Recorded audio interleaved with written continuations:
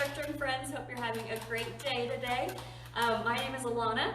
This is Megan back here, and then behind the camera we have Miss Emily. And so today we are going to be talking all about bubbles. But today we're going to talk about one of our favorite things. As you can tell, Megan is having a blast back here already. But we are in the bubble exhibit here at the museum. And ever since after spring break, this exhibit has actually been drained and no bubbles. So we're really excited to get the smell back into the building and have bubbles. Good for us as well. So since we are still close to the public, but the stay-at-home orders have been lifted, full-time employees are coming back into work doing whatever we can to help prepare for us to open. So making bubbles. Yeah, playing with bubbles, but making game plans, more program opportunities for us to bring to you, and things like that. So we are, even though we are playing right now with some bubbles, we're also working hard to get ready for us to open back up to the public. And we look forward to seeing you soon. As long as we can open up safely, we are ready to have y'all come back. But till then, still providing more science fun virtually. Okay, so first off, we're talking about bubbles.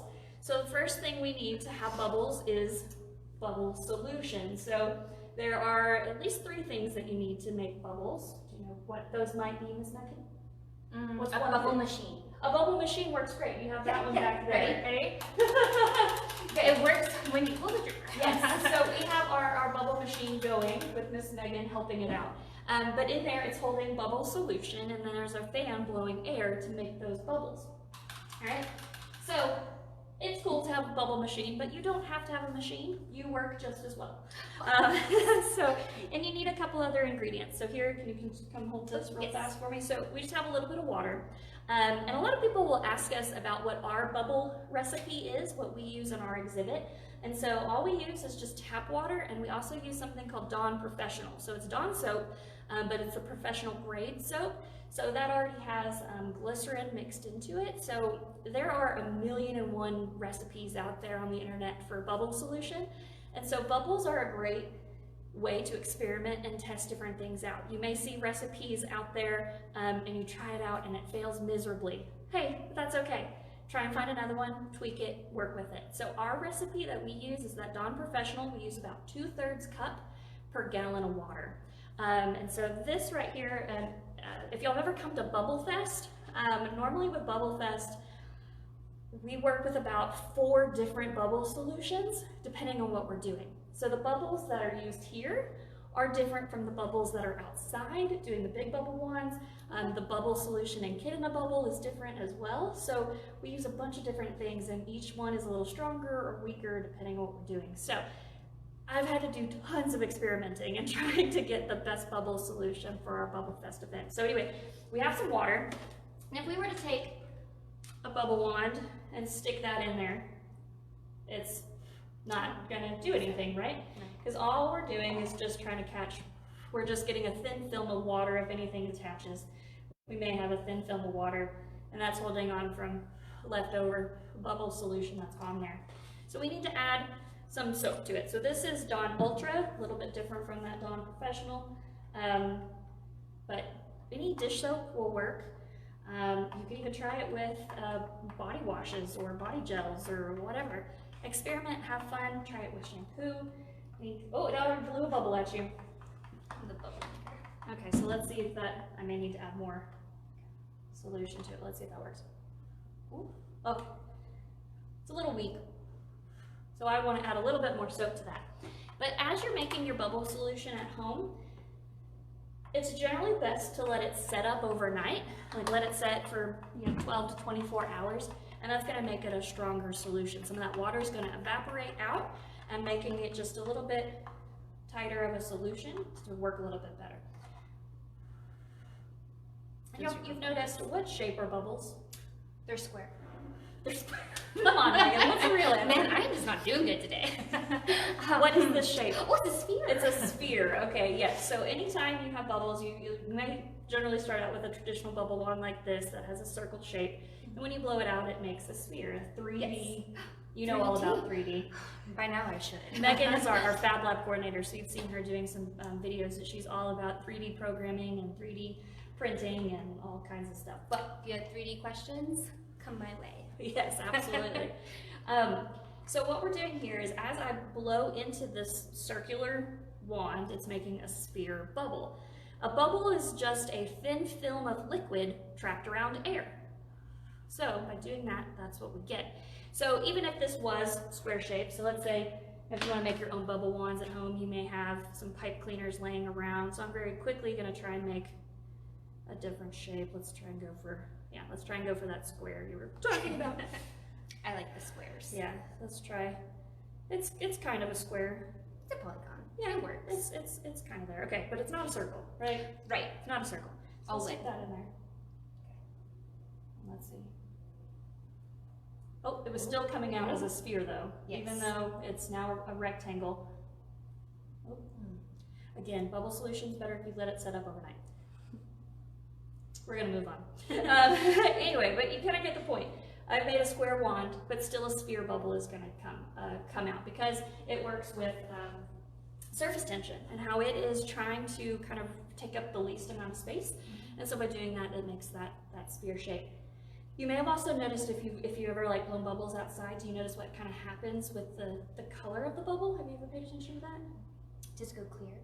It looks kind of clear, right? Yes, but then if yeah. the light catches it some places, Is it like a rainbow? it does. It Yeah. looks like a rainbow. So having that thin film around that gas, you actually see all of the colors of the prism, which we like the prism around here. That's our logo. And so it's able to let the light refract and bounce off and do all kinds of crazy things. So it gives us that really cool prism effect. So you may look for that next time you play with bubbles, especially outside. You're going to see some really cool stuff. All right, I'll take this away from you. You don't have to hold that anymore.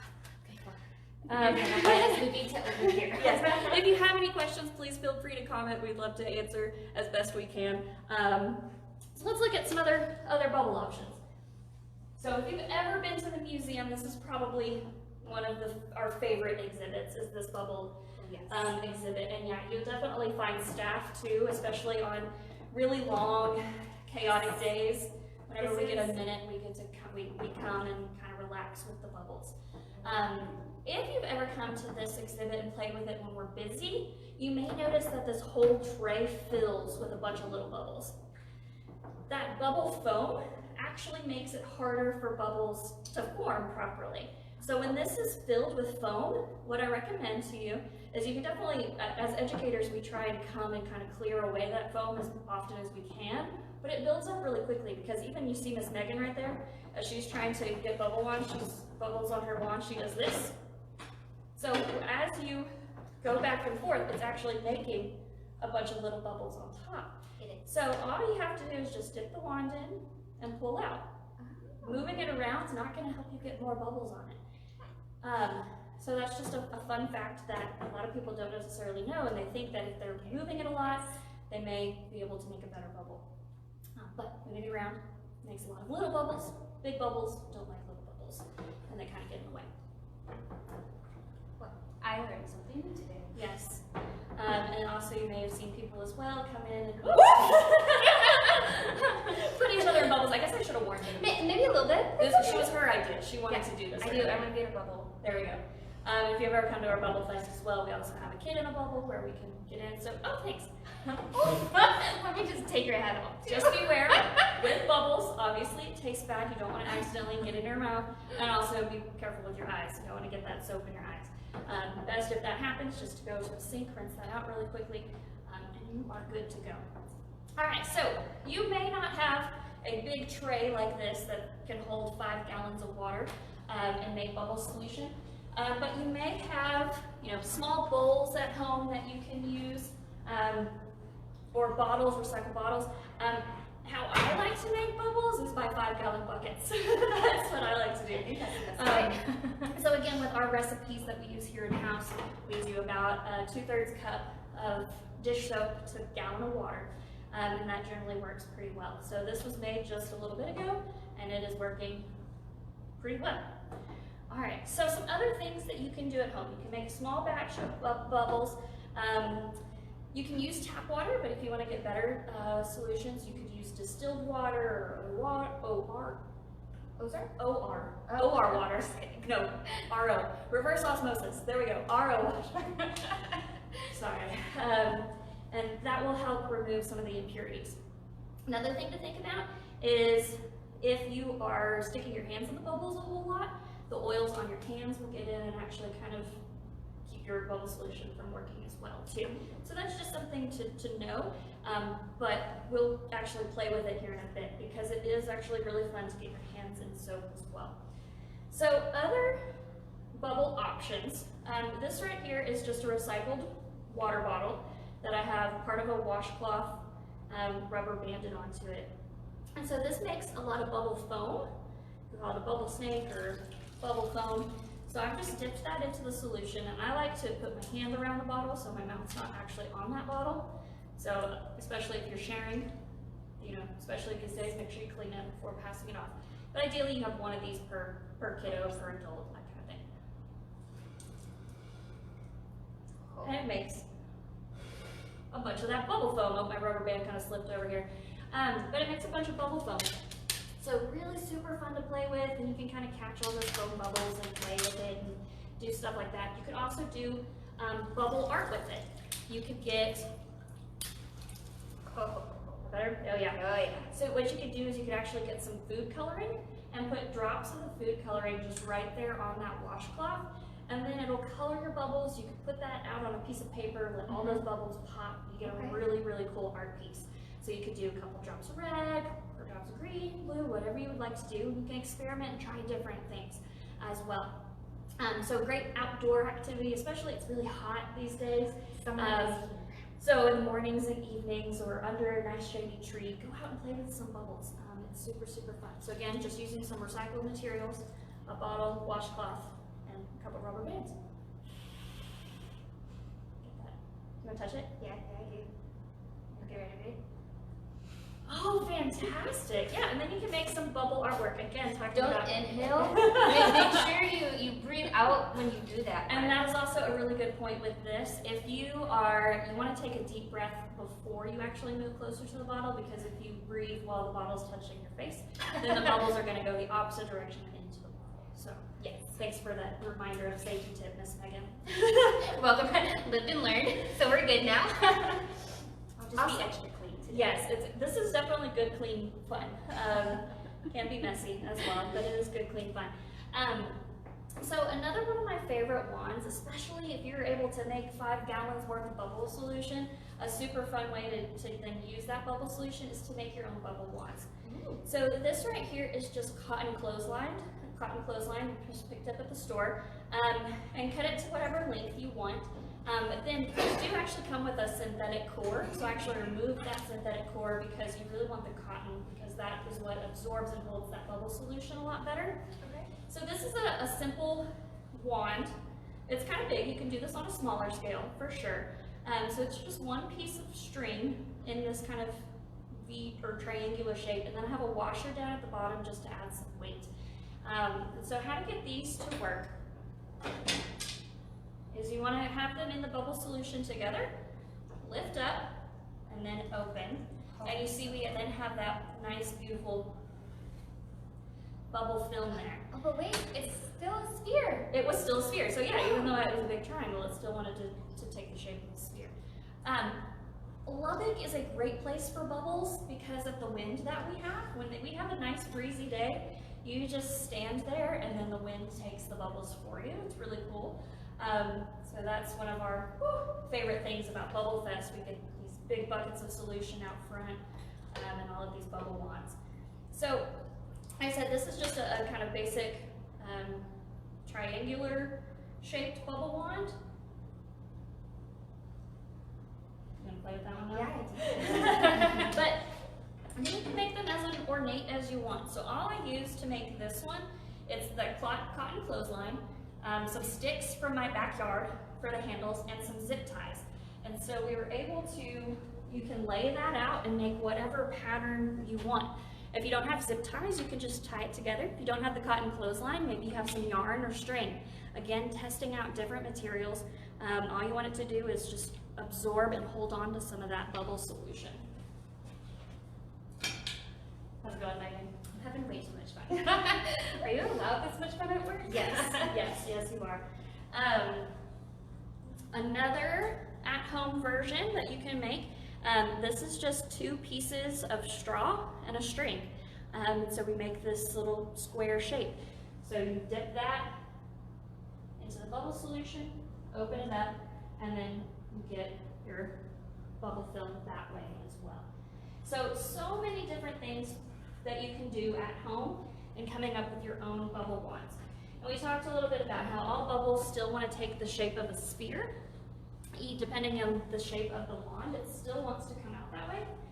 So I used pipe cleaners here to actually make a cube. And so we dip that in, hopefully it'll work. So it almost looks like, and if it was a perfect cube, I didn't line up my shapes very well, but you may be able to see it's actually making some fun shapes inside there as well. Sometimes those windows will touch each other. So it's super fun to experiment and play with geometric shapes as well. And it is actually possible to get a cube-shaped bubble within this type of shape of bubble wand. It takes a little bit of practice and play, but it can be done, which is super cool. All right, so also, you may not have pipe cleaners or anything like that, but you may even go to your kitchen, find slotted spoons or colanders or anything that really you can dip into bubble solution with your parents' permission. You can try out and test, but even if you don't want any of that, you still have these. You still have your hands. And so, again, with parent permission, but you can use your own fingers to make your own bubble wands. And then another fun experiment is that you can actually go through a bubble. Bubbles stick to bubbles, and so you can actually put your hand through this bubble film if your hands are covered in bubbles. If they're not, I'll try and dry it off a little bit. If they're not, it's gonna pop that bubble. So bubbles stick to bubbles. So we hope you experiment and play with bubbles at your own home. If you do, we would love to see any photos or videos. You can share them to the Science Spectrum social media. You can find more of our videos on Facebook and then also on YouTube. Miss Megan, I also want you to try something. Your hand's still wet? Yes.